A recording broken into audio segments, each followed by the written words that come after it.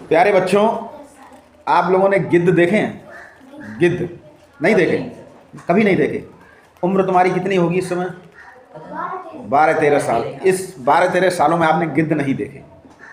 एक समय ऐसा था जब मैं तुम्हारी उम्र का था, तो विद्यालय जाता था या रास्ते में कहीं कोई जानवर मरा होता था तो वहाँ बहुत सारे गिद्ध दिख जाते थे। अब उन गिद्धों की संख्या कम हो गई, घट गई।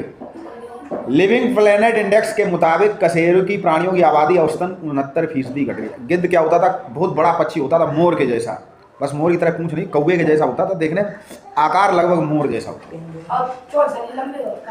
और चोंच भी लंबी होती थी, काला होता था। ठीक है, वो तुम बता रहे हो वो है सारस। काला जो काले रंग का पक्षी होता था गिद्ध। गिद्ध बहुत बड़े बड़े पंख होते थे। गिद्ध इतना बड़ा होता था कि अगर बकरी के छोटे मोटे बच्चे को तो उठा ले जाएगा दबा के पंजों में। अब उनकी संख्या लगभग खत्म हो गई। क्यों खत्म हो गई? वो मरे हुए जानवर खाते थे। और किसान लोग क्या करते हैं कि भैंस से ज़्यादा दूध निकालने के लिए इंजेक्शन लगाते हैं। वो दवाई जो है जानवरों के शरीर में रह जाती है। वही जानवरों को गिद्ध खाते थे, गिद्ध मर गए, गिद्धों की संख्या खत्म हो गई। अभी 2-3 दिन पहले मैंने पेपर में पढ़ा था कि जो जानवरों का व्यवहार है वो चिड़चिड़ा होता जा रहा है। जैसे कुत्ते, आपने अखबार में खबर पढ़ते होंगे कि किसी को नोच के मार डाला आवारा कुत्तों ने, या कोई बच्चा जा रहा था स्कूल, उसको 8-10 आवारा कुत्तों ने घेर के नोच के खा डाला। अभी कन्नौज में ही 4-6 महीने पहले की खबर थी, ऐसी खबर आई थी। बंदर भी चिड़चिड़े हो रहे हैं। तो आखिर ये जो जानवर है इतने हिंसक और चिड़चिड़े क्यों हो रहे हैं? पहले ऐसा नहीं था। कुत्ते और बंदर ऐसा नहीं करते थे। अब तो अगर उन्हें मौका मिल जाए तो आवारा कुत्ते 8-10 मिलके, अकेला कोई मिल जाए तो उसको नोच फाड़ डालते हैं। तो जो जंगली जानवरों का व्यवहार था वही अब पालतू जानवरों को हो रहा है। इसके पीछे कारण क्या है? अब मनुष्यों का भी व्यवहार चिड़चिड़ा हो रहा है। उसका कारण क्या है कि हम लोग जो ज़्यादातर मोबाइल चला रहे हैं, उसका जो रेडिएशन निकल रहा है, जो टावर है उससे जो रेडिएशन निकल रहा है, तो ये हमारे व्यवहार में परिवर्तन कर रहा है। इस पृथ्वी पर वन्य जीवन बुरी तरह प्रभावित हो रहा है, पर वैज्ञानिक ठीक ठाक ये नहीं बता सकते हैं कि इसका विनाश क्यों हो रहा है, क्योंकि ज़्यादातर देशों में ऐसी कोई मॉनिटरिंग प्रणाली नहीं है। 1970 से 2018 के बीच कशेरुकी प्राणी कौन से होते हैं? जिनके शरीर में रीढ़ की हड्डी होती है। कौवे की रीढ़ की हड्डी होती है।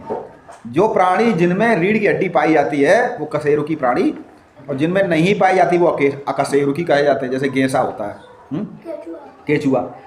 सिर्फ कशेरुकी प्राणी यानी स्तनधारी पक्षियों, सरीसृपों, उभयचरों, मछलियों का है। बिना रीढ़ वाले प्राणियों की आबादी के बारे में तो पर्याप्त आंकड़ा भी नहीं है।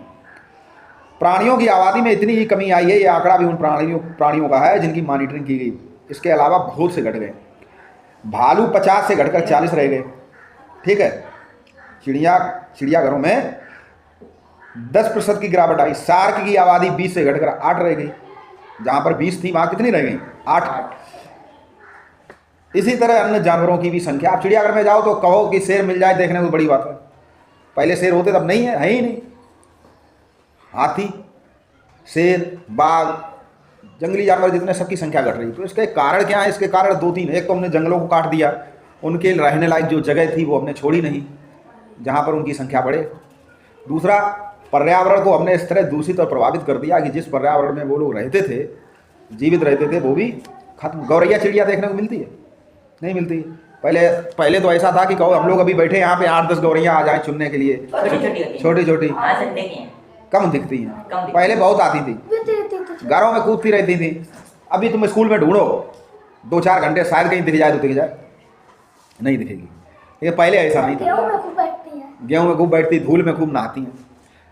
तो देखिए, ये मान लीजिए कि हमारा जीवन भी तब तक सुरक्षित है जब तक जीव जंतुओं का जीवन सुरक्षित है।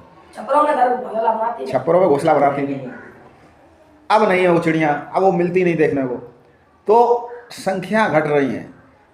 सांप, काले नाग पहले अक्सर दिख जाते थे खेतों में, घरों में, वो भी अब 1-2 साल 4 साल कभी तो लगभग सभी जानवरों की संख्याएं, सभी पशु पक्षी, कीड़े मकोड़े, जानवरों की संख्या घट रही। मनुष्य की संख्या बढ़ रही है? मनुष्यों की संख्या नहीं घट रही, बढ़ रही। लेकिन हाँ, उनकी जो जीवन की जो आयु है वो घट रही है। पहले व्यक्ति 100 साल तक जीता था, 90 साल तक आराम से जीता। अब तो 60 साल के पहुँचते पहुँचते वो अस्पताल में भर्ती हो जाता। यानी कितने रोग हो जाते, कितनी उसकी दवाइयाँ चलने लगती हैं। जोड़ों का दर्द, कंधे का दर्द, कमर का दर्द, सर का दर्द होता ही रहता है।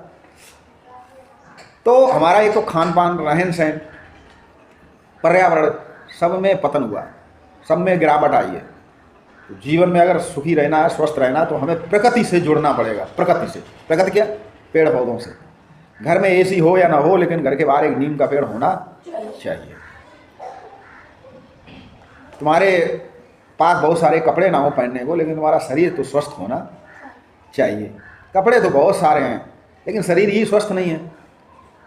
तो कहने का अर्थ है कि हमको प्रकृति से, प्राकृतिक वस्तुओं से जुड़ना पड़ेगा, उनका संरक्षण करना पड़ेगा। खेतों में हम लोग जो दवाइयाँ हैं, 40 पैकेट हो गए, 50 पैकेट हो गए, 70 पैकेट हो गए अब की बार, लेकिन ये नहीं भूलते, देखते हो कि उसमें तुमने दवाई कितनी डाली है। और वही दवाई वाली फसल ला ला के हम खुद खाते हैं, जानवरों को खिलाते हैं, तो स्वस्थ कहाँ से रहेंगे? ऑर्गेनिक फार्मिंग अब होती नहीं है, ना के बराबर होती है। हम लोग जो टमाटर खा रहे हैं, बैगन खा रहे हैं, आलू खा रहे हैं, सब में तो दवा है, तो स्वस्थ कहाँ से रहेंगे? बिना दवा वाली फसल हम लोग खाते नहीं। इसलिए पैसा तो बहुत कमा रहे हैं, लेकिन उसके बाद बहुत कुछ गवा, बिना दवा महंगी महंगी चीजें मिले अपने कमा तो बहुत रहे, लेकिन बहुत कुछ गवा रहे। सुख, शांति, स्वास्थ्य, समृद्धि सब गवा रहे हैं। इस पर हमें ध्यान देना चाहिए।